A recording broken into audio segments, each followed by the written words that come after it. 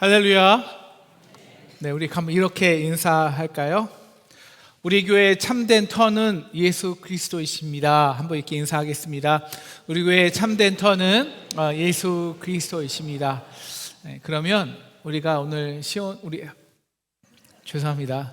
우리가 오늘 호선나 성가대 찬양대 찬양한 것 같이 이 터가 예수님이라면 우리는 한 가족이 됩니다. 우리 한 가족으로 귀한 하늘의 선물을 얻고 돌아가시는 저와 여러분 되시기를 주님의 이름으로 축원합니다. 어느덧 로마서 16장이 되었어요. 여러분 로마서를 통해서 많은 은혜 받으셨습니까? 아멘이 별로 없으시면은 저는 어떻게 해야 되죠? 네. 로마서를 통해서 많은 은혜 받으셨습니까? 아멘. 네. 아마도 성경 66권 중에서 기독교에 가장 큰 영향을 준 책이 있다면 로마서일 거예요. 로마서는 기독교의 모든 신학을 묶어놓은 책이라고 할 만큼 방대합니다. 그런데 그 방대한 책을 이제 마무리하면서 사도 바울이 맺는 결론이 무엇일까요? 우리 2022년 로마서를 통해서 하나님께서 우리 상동에게 주신 말씀의 결론은 도대체 무엇일까요? 우리 한번 따라해 주시겠습니까? 무난하라. 우리 무난하는 저와 여러분 되었으면 좋겠습니다. 아멘이 또 네. 우리 무난하는 저와 여러분 되었으면 좋겠습니다. 아멘. 저는 이 무난이라 그래서요, 그냥 인사를 말하나? 편지니까요. 그냥 무난 인사 전하라 이렇게 하는 건 줄 알았는데요. 이 로마서를 좀 깊게 저도 공부하고 또 묵상하니까 이건 그게 아니더라고요. 이 로마서 전체 15장의 내용을 이 무난 하나로 완전히 그 본질을 꿰뚫고 있는 거예요. 그러니까 이거예요. 너 이제 구원 얻었지? 믿음으로 구원 얻었지? 그래서 이제 믿음의 삶을 사는 사람이 되었어. 우리가 지금까지 배운 은혜의 통로가 되었어. 너 그러면 어떻게 되는 줄 알아?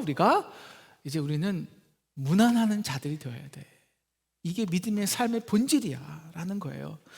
우리는 사도 바울은 로마서 1장 16절에 내가 복음을 부끄러워하지 아니하노니 이 복음은 모든 믿는 자에게 구원을 주시는 하나님의 능력이라는 거예요. 그러면 오늘 말씀의 끝은 이거예요. 너 이 하나님의 능력을 얻고 싶지? 그럼 모든 자에게 무난해. 이게 오늘 말씀의 결론이에요. 우리 전반부에서는요, 우리는 인간의 혈통이나 어떤 육신의 자랑이나 행위로는 그 어떤 조건으로는 하나님 앞에 의로움을 얻을 수 없다는 것을 바울은 선포했어요. 구구절절히.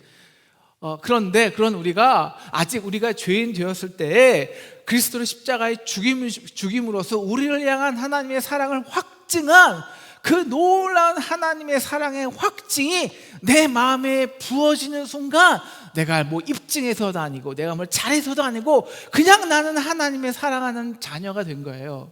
아멘? 그게 믿음이에요. 그럼 그걸 믿으면 그때 의가 죽어요. 우리의 의가. 다시 말하면 하나님의 무한한 사랑, N자승에 우리가 인간이 저와 여러분이 매일매일 하는 그 인간의 계산 N-1이 0이 돼요. 그럼 우리가 죽으면 뭐가 됩니까? 통로, 깨끗한 통로가 돼요. 그래서 물론 그 통로 자체는 허물 있고 죄악되지만 내가 받은 선물이 진짜 선물이 되면 그 선물이 그냥 우린 1급수 파이프가 되어서 1등 최고급 파이프, 그냥 다른 사람에게서 진짜 선물이 되는 거예요. 그 결과가 우리 한국교회 부흥의 역사를 본 것 같이 종이나 상전이나 남자나 여자나 헬라인이나 이방인이나 할 수 없이 한과 모든 그 담을 헐면서 하나가 되는 거예요. 그리스도의 몸을 이루는 거고요. 그래서 우리는 이제 구원 얻은 자는 한 몸으로 드리는 산 제사가 우리의 영적 예배가 되었습니다. 그래서 사도 바울은 로마서 14장 15장에서 너 서로 먹는 것 때문에 비판하지 말고 덕을 세워. 교회 최고의 기준이 서로가 은혜의 통로가 되어 서로를 세워주는 덕이라는 것입니다. 은혜에 빚진 마음으로 세상에 빛나는 마음이 되고요. 내가 노력한 모든 것들이, 얻어낸 모든 것들이 사실 하나님이 나와 다른 사람들의 동역을 통해서 나에게 주신 선물이라는 것을 깨달을 때 우리는 우리의 삶을 내 것을 위해서 저장 잡히지 않아요.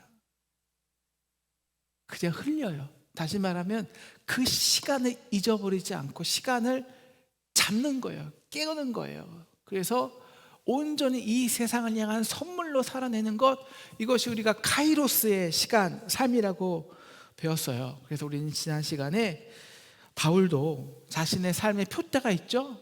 스페인 선교예요. 땅끝 선교예요. 근데 이것을 잠시 보류하고 예루살렘 교회와 이방인 교회가 하나 되는 것, 서로의 은혜를 흘리는, 그래서 복음의 열매를 확증하는 일에 먼저 헌신한다는 거예요. 그래서 내가 너희 로마 교회 가고 싶지만 내가 못 가. 내가 이 일을 먼저 확증하고 싶거든. 그래서 미안하지만 이제 베베를 통해서 이 편지만을 보낸다는 것입니다. 이게 로마서 전체의 내용이에요. 그래서 너 뭔지 뭐 해야 돼? 이제 너는 문안해야 된다는 거예요. 여러분, 우리 이 바울의 말을 우리가 이해하기 위해서는요, 우리 로마 교회가 어떻게 형성되었는지를 봐야 될 필요성이 있어요. 로마 교회는 당연히 로마 제국의 박해를 받으면서 하나님의 축복으로 일어서기 시작했습니다. 그러니까 자연히 어떤 교회가 되었냐면 가정교회가 되었어요. 큰 교회. 이 로마 교회에 나타난 큰 교회는 기원전 3세기 이후부터 큰 교회가 나타났고요. 그중에 다 자그만 가정교회예요. 오늘 말씀에서도 브리스길라와 아굴라, 그리고 여러 가지 오늘 말씀에서만 10가지 정도의 가정교회가 이제 있고, 그 가정교회들을 이제 문안하라는 건데요. 그러니까 이 문제가 생겼는데, 물론 그 중에서는 큰 공동체도 있고 작은 공동체도 있는데, 이 공동체 내에서 헬라인과 유대인과의 기득권에 대한 주도권 다툼이 있고요. 또한 여러 다른 공동체끼리 서로가 이렇게 다른 배경에서 다른 리더를 통해서 공동체가 교회가 되었으니까 서로 좀 다르잖아요. 문화도 다르고. 그래서 음식 먹는 거로 서로 비판하고 갈등하고, 그러다 보니까 아예 그냥 불편하니까 교통도 없이 어떤 소통도 없이 자기네끼리만 예배하는 자들이 되었던 거예요. 그러면 교회가 어떤 문제가 생길까요? 신앙이 편협해지겠죠, 당연히. 자기가 생각하는 신앙의 모습이 절대적인 게 되겠죠. 그리고 내가 이 공동체를 위해서 얼마나 수고했는데 자기의 희생과 수고가 어떤 자기 의가 되겠죠. 이게 로마 교회의 문제였고, 이것이 바울이 로마 교회를 향해서 편지를 쓴 주된 목적이었어요. 우리가 지금도 선교 현장에 가보면요, 이렇게 선교사님들이 주로 그 교회를 세우잖아요. 그러니까 그 선교사님들의 리더십과 신앙과 신학이 그 교회인들에게 이렇게 완전히 잘 스며들어 있어요. 근데 같은 지역이라도 어떤 선교사님이 세우냐에 따라서 교회 모습이 다 달라요. 그러니까 어떻게 되냐, 교회가 연합하기가 진짜 힘들어요. 특히 선교지 교회는. 왜? 너무 다르기 때문에. 그래서 뭐가 필요하면 단기 선교, 여러 가지 다양한 사람들이 와서 선교해주고 소통해주고 교류하는 게 굉장히 교회를, 선교교회는 건강해지게 합니다. 그런 의미에서 오늘 이 사도 바울의 마지막 편지는요, 성도를 향한 진정한 로마 교회를 향한 선물이었어요. 그러니까 왜냐하면 그 당시 이 바울이 보낸 편지를 읽기 위해서는요, 그 당시 요즘같이 우리가 뭐 책을 딱 만들어서 보낼 수도 없고 카톡으로 딱 하면 그대로 보내지지 않잖아요. 이 바울의 편지가 이 파피루스 이만한 이 두루마기에 쓰는데 이거를 복사할 수 있겠습니까? 당연히 이 로마 공동체 갔다가 이 소식 들려주고 가르치고 또 다른 지역 가고 또 다른 지역 가고 그래야 됐단 말이에요. 그러니까 이거는, 이 편지를 받아본다는 것은 뭐냐, 닫혀있던 자기 신앙의 문을 여는 거예요. 그리고 바울은 오늘 말씀 보면 수많은 이제 바울의 동역자들 문안하라고 하지 않습니까? 같이 보냈는데요. 이들이 누구냐면 이제 고린도 교회나 아는 다른 지역에 있던 바울의 동역자이거나 혹은 그 로마 교회에 있었던 다른 동역자들이에요. 그러니까 그러니까 베베가 편지를 여러 공동체에 돌아다니면서 그 말씀을 가르치고 전할 때 그들도 함께 갔다는 거예요. 그러니까 옛날에 우리 부흥회를 보면요, 어떤 부흥회였냐면 옛날엔 다 순회 부흥회였어요. 순회 부흥회 뭐냐면 어떤 순회 부흥회란 이제 어떤 목사님이 주도 설교를 하면은 간증자를 이제 이 교회에서 데려가잖아요. 그럼 그 간증자가 그 간증을 하면은 이렇게 은혜를 받는구나. 야, 이게 진짜 은혜구나. 그러니까 우리끼리 있을 때는 맨날 똑같은 은혜였지만 다른 은혜를 경험하잖아요. 그러면 색다르고, 야, 이렇게 하나님이 역사하시네. 그 은혜를 받고 그 교회에 있던 또 다른 사람들이 은혜를 받아서 또 다른 지역 순회에 가서 다른 집회에 간증을 하는 거예요. 오늘 이 구조예요. 오늘 이 베베를 통해서 문안하라는 것은 바로 이 말입니다. 그래서 그들은 이 베베의 편지를 받는다는 것은 사도 바울과 같이 복음을 위해 사역했던 고린도 교회 수많은 동역자들의 신앙과 간증을 받는 거예요.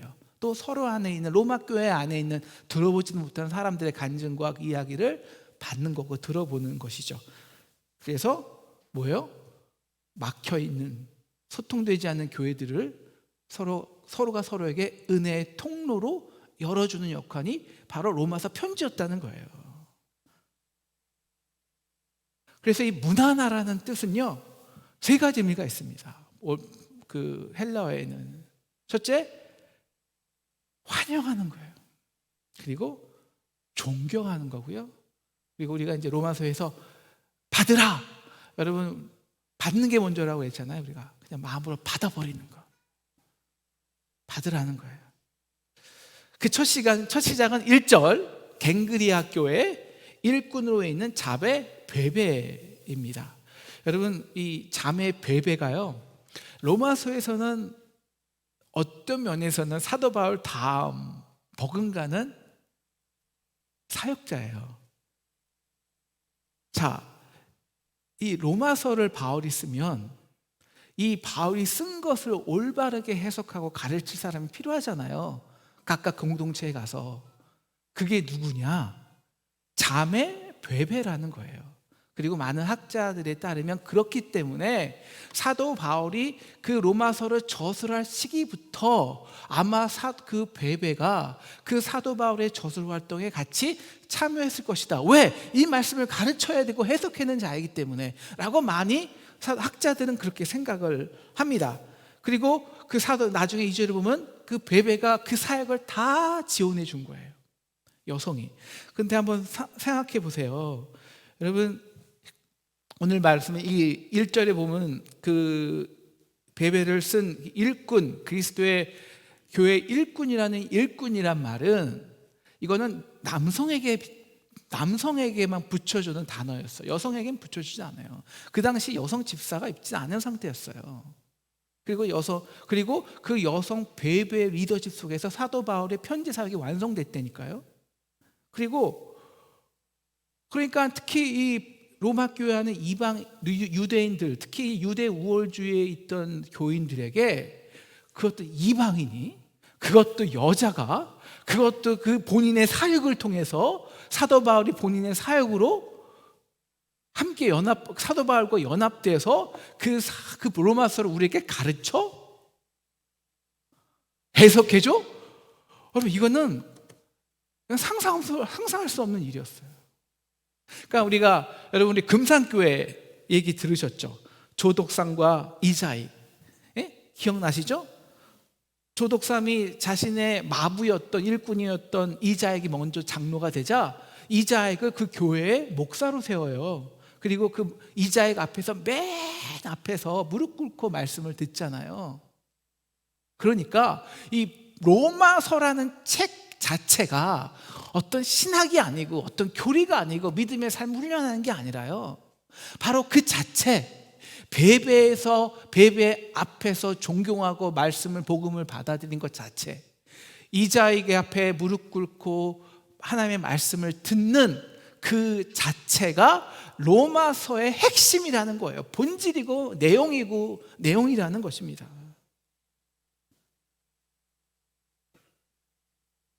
그래서 오늘 2절에 보면은 너희는 주 안의 성도들의 합당한 예절로 그를 영접하라는 거예요.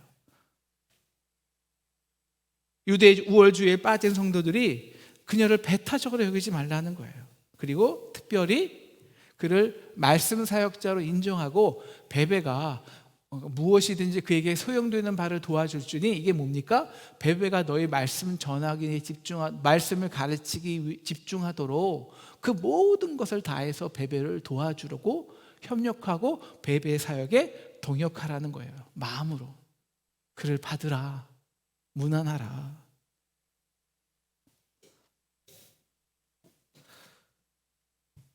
그리고 베베가 그 로마서 말씀을 가지고 지역 공동체를 돌 때 당연히 혼자 가지 않았죠. 누구와 같이 갔을까요? 바울의 여러 교회 동역자들.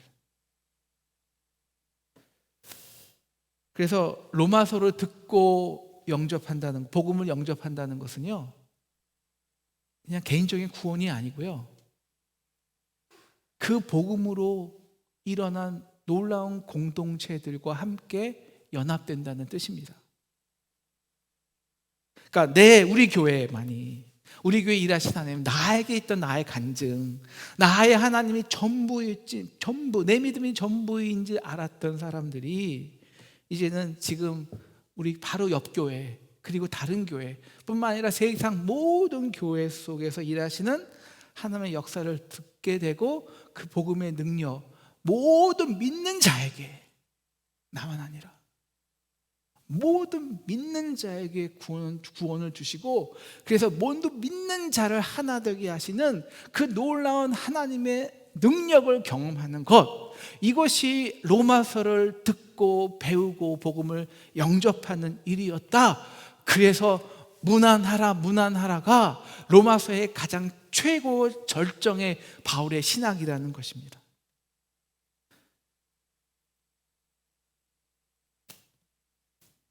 그래서 나와 전혀 다른 교회, 나와 상관없는 사람들, 나와 상관없는 사역이라고 생각했던 그 사역들이 알고 보니까, 야, 내가 지금 예수를 믿는 게 저들의 수고 때문이었구나.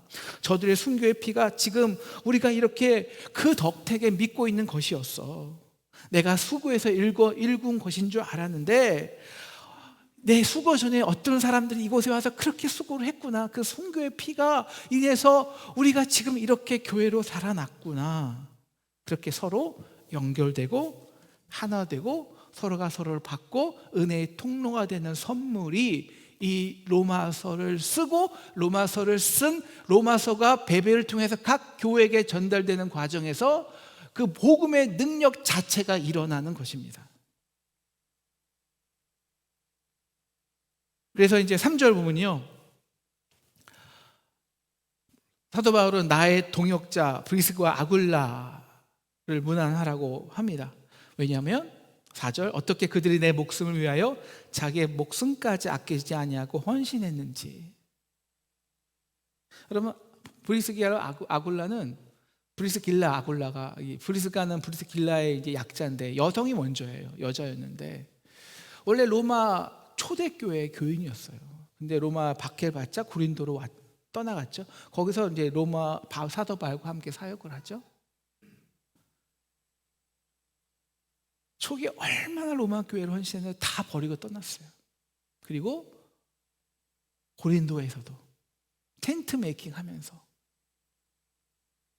자기의 주도권과 기득권을 다 내려놓고 아무 이름 없고 빚도 없이 로마 교회를 위해서 물질적으로 계속 섬겨주었어요. 그래서 로마 교회뿐만 아니라 모든 이방인 교회를, 그래서 사도 바울이 뭐라고 합니까?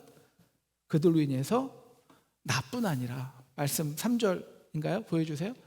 나뿐 아니라 이방인의 모든, 4절이죠. 이방인의 모든 교회도 그들에게 감사한다는 거예요. 너희 교회가, 우리 상동 교회가 있기 위해서 너희가 모르는 저 바다 건너에, 수많은 사람들의 피와 땀과 수고가 있었어.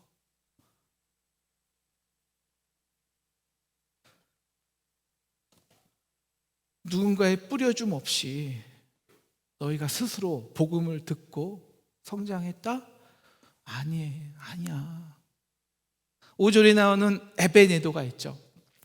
에베네도에게 문안하라. 이는 아시아에서 그 그리스도께서 처음 맺은 열매니라. 이 에베네도는요, 바울이 에베소서를 아시아를 전도할 때 거기서 처음 복음을 듣고 복음 앞에 순종한 사람이었습니다. 이방인이었어요. 그런데 너무 귀한 것이요, 첫 열매가 참 귀하잖아요. 복음을 들은 순간 정말 모든 것을 내려놨어요. 그리고 에베소를 떠났어요. 그리고 지금 브리스가와 아굴라의 로마 그 가정 공동체에서 가장 밑에서 헌신하는 자가 되는 거예요. 그의 헌신이 있지 않으면은 지금 너가 받는 성경, 네가 받는 하나님의 나라에 대한 말씀이 그의 수고로 인해서 너희가 자라났다는 거예요. 6절 너희를 위하여 많이 수고한 마리아에게 문안하라.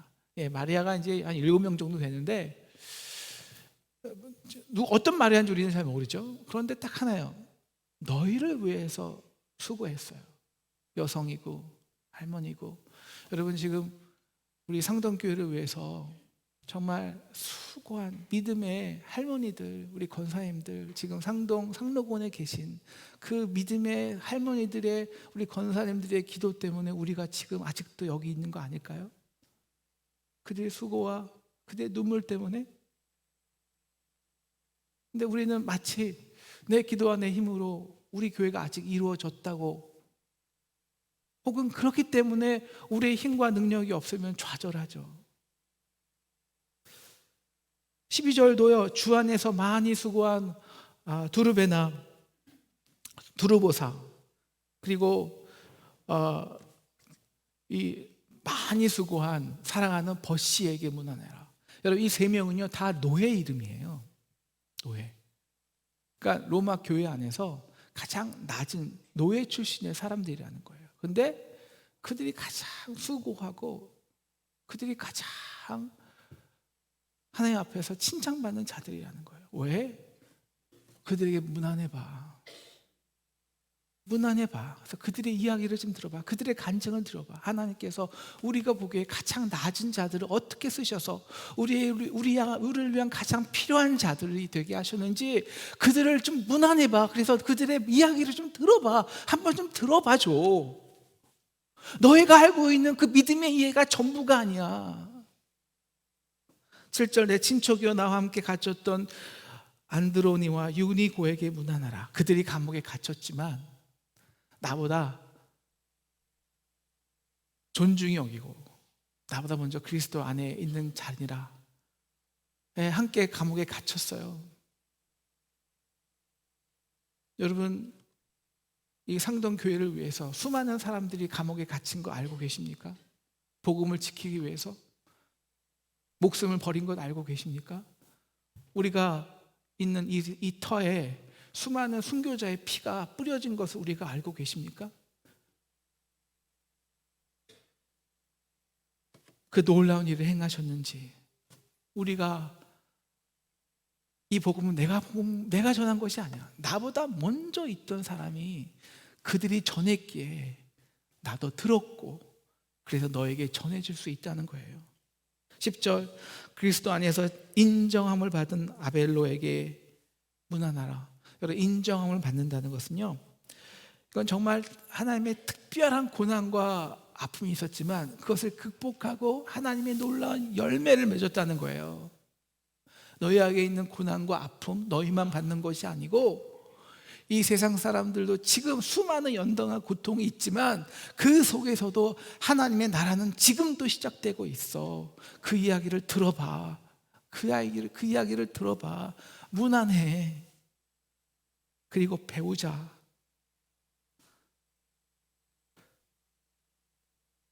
그렇게 이 문안하라는 바울의 명령이 오늘 본문에서만 24번, 그리고 26명의 바울의 동역자들을 소개하고 그들을 무난하라고 합니다. 그 중에서 9명은 여성이었어요. 노예들도 많았고요. 헤롯의 친척들, 유대인들, 이방인들, 남자, 여자, 아이까지, 젊은이까지 수많은 정말 모든 자가. 그래서 그리스도 안에 있는 자유자나 종이나 주인이나 여자나 남자나 헬라인이나 유대인이나 다 그리스도 예수 안에서는 하나이니라. 그래서 그리스도 안에서 만유를 통일하시는 그 놀라운 복음의 사역이 바로 복음이 전해질 때마다, 문안할 때마다, 로마서가 읽혀질 때마다 시작되고 전진하는 것입니다. 바로 그래서 이것은 너에게 선물이야. 바로 그 동역 때문에, 그들의 보이지 않는 수고 때문에 바로 너희 로마 교회가 이 복음을 들을 수 있다라는 것입니다. 로마서 전반은 그래서 로마서 전반에서 말씀한 것 같이 구원은 사람의 혈통이나 행위나 육신의 어떤 조건이나 노력으로 하나님의 의로움을 얻는 것이 아닙니다. 복음은 하나님의 능력이기에, 놀라운 사랑이기에, 사랑이 흘려지는 자마다, 곳마다, 그래서 종과 여인과 수많은 사람들이 통일되는 곳마다, 하나 되는 곳마다 복음은 전진돼. 이것이 내가 너에게 주는 로마서야. 베베를 인정해. 잘 들어줘 라고 바울은 말하는 거예요. 그래서 문안은 인사가 아닙니다. 그래서 마지막에 16절에 바울은 우리에게 이렇게 말해요. 같이 읽을까요? 시작. 너희가 거룩하게 입맞춤으로 서로 문안하라. 그리스도의 모든 교회가 다 너희에게 문안하느니라. 먼저 말씀 좀 드릴게요. 아까 우리 성가대, 호산나 성가대가 600장 찬양을 하는데 너무 제가 감동을 받아갔고요. 우리 이따 끝나고 찬송은 우리 600장으로 하겠습니다. 먼저 준비해 주시고요. 600장. 여러분, 교회는 거룩한 입맞춤이 있는 거예요. 왜 그 입맞춤, 인사와 문안이 거룩할까요? 여러분, 세상에서는요, 세상의 모임은 똑같잖아요. 뭐냐면 동기와 목적이 반드시 있어요. 뭘까요? 서로의 유익이 돼야 돼요. 만나서 편해야 돼요. 그리고 내 유익이 되고요. 그리고 그 만남을 통해서 내가 얻고자 하는 것을 얻어야 돼요. 그래서 비슷한 사람끼리, 관심이 비슷한 사람끼리 만나요. 여러분, 그건 거룩하지 않아요. 그걸 누가 거룩하다 그래요? 거룩함이란 분리가 아니라 십자가의 그 놀라운 은혜 때문에 하나됨입니다. 그래서 무엇이 진짜 거룩이냐? 우리가 무엇을 거룩하다고 하냐? 바로 조삼덕이 이자액 앞에서 무릎 꿇고 하나님의 말씀을 듣는 걸 거룩이라고 하는 거예요. 그게 거룩이에요. 거기에 모든 사람이 무릎 꿇는 거예요. 우리는 그냥 우리는 좀 그러니까 별로 부담스럽죠. 별로 탐탁치 않죠. 왜 내가 저런 사람을, 나에게 은혜가 통로여야 돼? 왜 내가 저런 사람을 통해서 내가 세움을 받아야 돼? 내가 뭘 배울 게 있지? 그런데 그를 통해서 흘러오는 하나님의 놀라운 사랑을 전적으로 수용하는 것, 이것이 문안이에요. 이것이 거룩한 입맞춤, 나의 의는 죽어지고 그 속에서 우리를 사랑한 하나님의 의가 선포되는 거룩한 입맞춤. 그 입맞춤이 있는 교회마다 사람은 몰려와요. 왜? 크레이지하니까. 왜? 감동이 되니까. 나도 그 거룩한 입맞춤을 하고 싶어. 이게 한국교회가 부흥한 이유라고 우리는 배웠습니다. 복음은요, 2000년 동안 건물을 남긴 적이 없어요. 복음은 단체를 만든 적이 없어요. 다 사라졌어요. 하지만 2000년 동안 복음이 전해져서 남긴 것은 딱 하나입니다. 동역자들, 사람들, 그들이 또 사역하고 또 동역해서 우리가 모르는 많은 이 나라에 지금도 우리가 모르는 하나님의 놀라운 이야기들이 지금도 복음이 전진되고 있는 것입니다. 그래서 우리가 가장 필요한 것이 있습니다. 사랑하는 상동 성도 여러분, 가끔 하나님께 기도를 해요. 하나님, 참 저에게 동역자가 필요합니다. 근데 하나님, 분명히 나를 사랑하는 하나님은 나에게 많은 동역자를 주셨어요. 근데 문제는 뭐냐? 나인 것 같아요. 저인 것 같아요. 내가 원하는, 내가 맞는 방식으로, 나에게 맞는 수준으로 그렇게 함께 동역하기 원하는 나의 모습. 아니, 그건 동역이 아니야. 동역은 하나님의 일하심을 기도하는 거야. 가장 낮은 곳에서부터 일하시는. 그래서 절대 동역할 수 없다는 사람들과 함께 동역하는 거, 이게 문안이야. 하나님께서 오늘 말씀을 살펴보면서 개인적으로 감사했어요. 하나님, 그래요, 제가 동역하게 도와주세요. 제가 동역하게 하여 주십시오.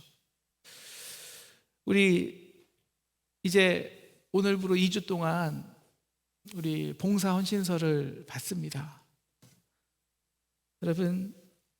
여러분이 동역할 곳에 꼭 함께, 내년에는 함께 동역해 주세요.